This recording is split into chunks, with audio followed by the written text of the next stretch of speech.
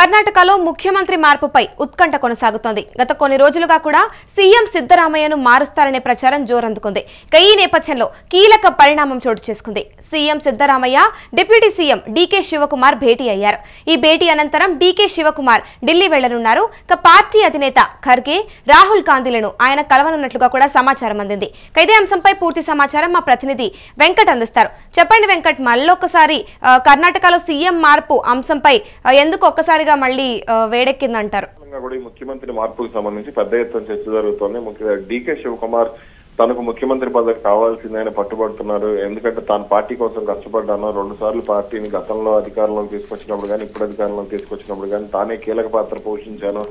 అటు ఆర్థికంగా కూడా కొంత నష్టపోయాను పార్టీ కోసం అనేది కొంత ఆయన పార్టీ అధిష్టానం వద్ద పలుమార్లు ఆవేదన వ్యక్తం చేసినట్టుగా కూడా వార్తలు వచ్చాయి. ఇక అంటే ముందుగా చేసుకున్నటువంటి ఒప్పందం ప్రకారం అంటే 2.5 ఏళ్ళు ఒక సీఎం, 2.5 ఏళ్ళు మరో సీఎం అన్నట్లుగా ఒప్పందం చేసుకున్నారు. 2.5 ఏళ్ళు ఏమో సిద్ధరామయ్య అయిపోయింది కాబట్టి 2.5 ఏళ్ళు తాను అది ముఖ్యమంత్రి పీఠాన్ని అధిష్టిస్తానంటూ కూడా ఆయన ఢిల్లీ పెద్దల వద్ద చెప్పినట్టుగా కూడా వార్తలు వస్తున్నాయి. దీనికి సంబంధించి పలుమార్లు ఆయన ఇప్పటికే గత నెల రోజుల్లో దాదాపు 6 సార్లు 5 సార్లు ఢిల్లీ కూడా వెళ్ళి వచ్చారు ఆయన. ఈ నేపథ్యంలోనే కాంగ్రెస్ పార్టీ అధినేత మల్లికార్జున ఖర్గేతో ఆయన భేటీ కావడం, అటు రాహుల్ గాంధీతో కూడా భేటీ కావడం ఇవన్నీ కూడా జరుగుతూ వచ్చాయి. ఇదే క్రమంలో సిద్ధరామయ్యను కాంగ్రెస్ అధిష్టానం పక్కన పెట్టిందనే ప్రచారం కూడా కొంత జోరుగా జరిగింది. అయితే ఇక ముఖ్యమంత్రి మార్పుకు సంబంధించి ఇప్పుడు తాజాగా చూసుకున్నటువంటి పరిణామాలు చూస్తే అధిష్టానం సూచన మేరకు సిద్ధరామయ్య ఇంటికి డీకే శివకుమార్ వెళ్ళారు. ముఖ్యమంత్రిగా ఉన్నటువంటి సిద్ధరామయ్య ఇంటికి ఉప ముఖ్యమంత్రి డీకే శివకుమార్ వెళ్లడంతో అసలు పరిణామాలు ఏం జరగబోతున్నాయి ఏంటి అనేది కొంత ఆసక్తిని రేపింది. అయితే ఇక్కడ కాంగ్రెస్ అధిష్టానానికి ఉన్న క్లారిటీ ప్రకారం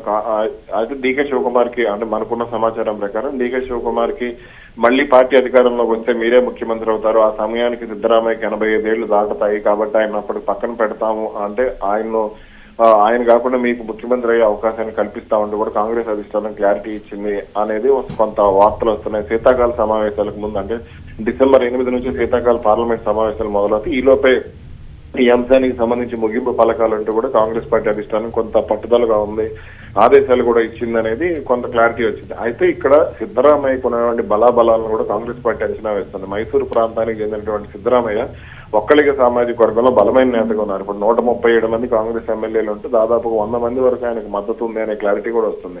అటు బలాన్ని కూడగట్టుకునే విషయంలో డీకే శివకుమార్ ఫెయిల్ అవుతున్నారు. ఒకవేళ కాంగ్రెస్ ప్రభుత్వానికి వ్యతిరేకంగా నో కాన్ఫిడెన్స్ మోషన్ కనుక అవిశ్వాస తీర్మానం కనుక బీజేపీ పెడితే అనవసరంగా ఇబ్బందికర పరిణామాలు ఉంటాయనే ఆందోళన కూడా కొంత కాంగ్రెస్ పార్టీ అధిష్టానంలో ఉంది. ఒకవేళ డీకే శివకుమార్ వైఖరి నచ్చని ఒక్కలిగ సామాజిక వర్గ ఎమ్మెల్యేలు కానీ ఇతర నేతలు కానీ దీనికి వ్యతిరేకంగా అంటే సిద్ధరామయ్యను పక్కకు తప్పించే వ్యూహంలో కనుక ముందుకు వెళితే మాత్రం ఖచ్చితంగా అది ప్రభుత్వానికి ఇబ్బంది అవుతుందనే ఆందోళన కూడా కాంగ్రెస్ పార్టీ అధిష్టానం ఉన్నట్టు తెలుస్తుంది. ఈ క్రమంలోనే ఈ సమస్యను పరిష్కరించేందుకు వెంటనే డీకే శివకుమార్ వెళ్ళి సిద్ధరామయ్యతో కూర్చొని మాట్లాడుకోండి, దీనికి సంబంధించి అంటే మీరు పరస్పర అంగీకారానికి రావాలి అనేది కూడా చెప్పినట్టుగా కూడా తెలుస్తుంది. మరి ఏం జరగబోతుంది ఏంటనేది చూడాలి.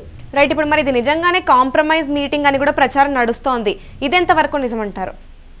ఈ కాంప్రమైజ్ మీటింగ్ సెట్ చేసి కాంగ్రెస్ పార్టీ అధిష్టానం ఒకవేళ వీళ్ళిద్దరు కనుక మాట్లాడుకుని ఆ సమస్య పరిష్కారం కాలేదు అని అంటే ఆ తర్వాత రాహుల్ గాంధీ వీళ్ళతో భేటీ అయ్యే అవకాశం ఉంది, లేదా మల్లికార్జున ఖర్గే భేటీ అయ్యే అవకాశాలు అయితే కనపడుతున్నాయి. కానీ అంటే ఇక్కడ ఈ సామాజిక వర్గాల బలవలాలు ముఖ్యంగా ఒక్కలిగ సామాజిక వర్గం మైసూరు ప్రాంతంలో మాత్రమే, అంటే మైసూరు ప్రాంతానికి ఎక్కువగా ఉంటుంది. సిద్ధరామయ్య కూడా అదే ప్రాంతానికి చెందినవారు. ఇక అక్కడ నుంచే కాకుండా మొత్తం రాష్ట్ర వ్యాప్తంగా కూడా వాళ్ళు ప్రభావితం చేసే సామాజిక వర్గం అది. కాబట్టి ఇక్కడ ఈ లెక్కల్ని చూసుకుని అటు సిద్ధరామయ్య కూడా సీనియర్ నేతగా గుర్తింపు ఉంది. ఆయనకు అంటే ఇతర పార్టీల్లో కూడా ఆయన పెద్ద దూకుడుగా వెళ్ళరు, సౌమ్యంగానే వెళ్తారనే పేరుంది.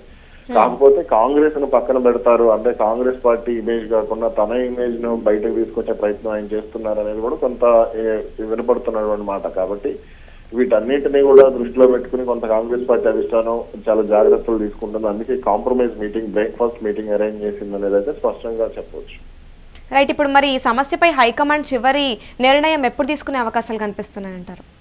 అదే వీళ్ళిద్దరూ అంగీకారం, వీళ్ళిద్దరూ ఒకరి తర్వాత అంటే ఒకరితో ఒకరు మాట్లాడుకుని వీళ్ళు ఒక అంగీకారానికి వచ్చి దాని తర్వాతనే కాంగ్రెస్ అధిష్టానం నిర్ణయం అయితే ఉండే అవకాశం ఉంది. ఏది ఎలా ఉన్నా సరే పార్లమెంట్ సమావేశాలు ప్రారంభం కాకముందే ఈ వివాదానికి ముగింపు పలకాలంటూ కూడా కాంగ్రెస్ పార్టీ అధిష్టానం భావిస్తుంది. అందుకనే ఇక మల్లికార్జున ఖర్గే కూడా ఎప్పటికప్పుడు ఫోన్ లో మాట్లాడటం, అటు కాంగ్రెస్ కీలక నేతలు దినేష్ గుండూరావు గాని అలాగే మరికొంతమంది కర్ణాటక కీలక నేతలు కూడా దీనికి సంబంధించి కాస్త జోక్యం చేసుకుంటున్నట్లు కూడా తెలుస్తుంది.